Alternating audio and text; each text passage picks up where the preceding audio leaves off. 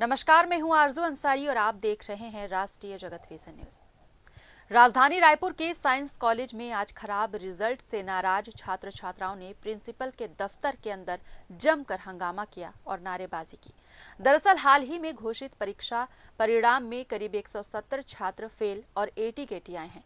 दूसरे और पांचवें सेमेस्टर को मिलाकर कुल लगभग 355 छात्रों का रिजल्ट एटी-केटी और फेल आया है। छात्रों का कहना है कि रिजल्ट में मनमाने अंक दिए गए हैं और पेपर की कॉपी सही तरीके से चेक नहीं होती। वे मांग कर रहे हैं कि परीक्षा की उत्तर पुस्तिकाओं की पुनः जांच करवाई जाए और पोर्टल की तकनीकी खामियों को जल्द ठीक किया जाए। प्रदर्शन के दौरान पुलिस बल भी मौजूद रहा। छात्रों ने सीधे तौर पर परिणाम में धांधली का आरोप लगाया और इसे सुधारने की मांग की। रायपुर से अजय श्रीवास्तव की रिपोर्ट।